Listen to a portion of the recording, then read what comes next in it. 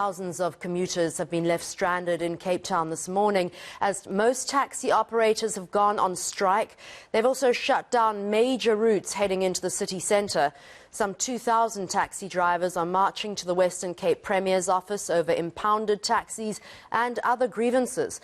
Our reporter Nobesutu Hejane is covering the story for us. Nobesutu, where are you exactly and what reports are you getting of any kind of threats to commuters, because we're getting mixed reports here in the studio? Well, Annika, we're here by District 6 where a number of taxis have convened here.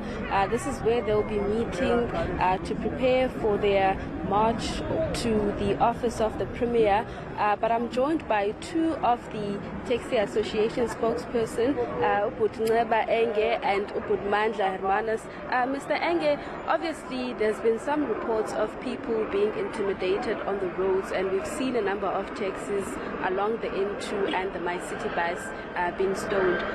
You're calling for a peaceful march, but what is your reaction to what we've been seeing on the roads? Unfortunately, I didn't observe that happening, and we are here now, so we don't know what is happening there. And we must remember that sometimes when you call for a march, there's a third force, that enters. So we are not involved in that. And Manza, some of the calls that you've outlined earlier include impounding. And can you just maybe give us more information as to the other issues that the taxi industry is facing? The burning issue, obviously, is the impounding. But other than the impounding, the other challenge is that when you go and release your vehicle that has been impounded, then you are faced with another hurdle where you are asked to first clear all your outstanding warrants, which we believe is not the reason for which the impoundment is there in the first place.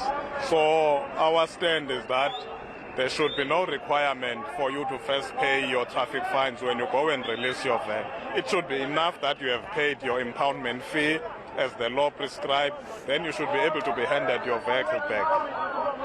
Mr. Enge, from your side, from the commuters who are now stranded, do they know how long this march is going to take? I'm just asking, how long is this march going to take?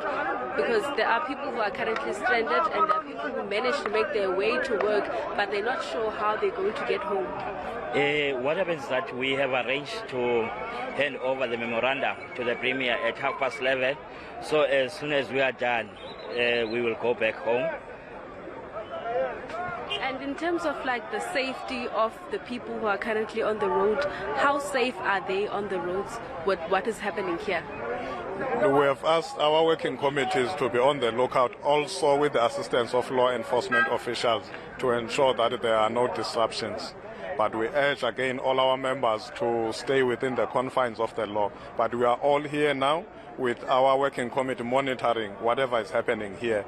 But we don't know, as we are sitting here, what is happening in the townships. But we urge those who have not been able to come to the march to be on the lookout, so that there are no people who are taking opportunity of the strike to do their own things in the townships. And we are also asking law enforcement to also assist us in that. Any sympathies to the commuters who are now left stranded?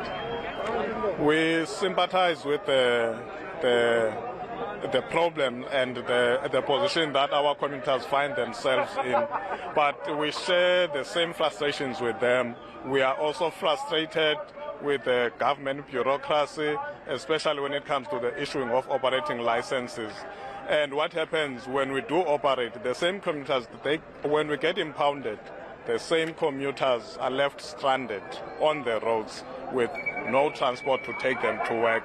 And that has got a serious economic impact on their livelihoods, because some of them, these are the poorest of the poor, who always face being suspended and even being fired for late coming.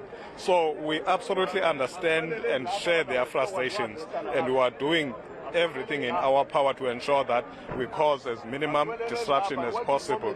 That is why other associations who are not affiliated to CATA and CODETA have been allowed to operate, as well as bus services, as well as scholar transport. Thank you very much, gentlemen. Well, eNCA, although both associations are saying that they are not involved in all those violence that we've been seeing along the N2, we did hear from Golden Arrow confirming that 3 of their buses were set alight this morning in Nyanga and Nkombos and Kraaifontein. So, Nobusutu, they're saying that they're not affiliated, the violence isn't affiliated to anyone working with CATA or CODETA.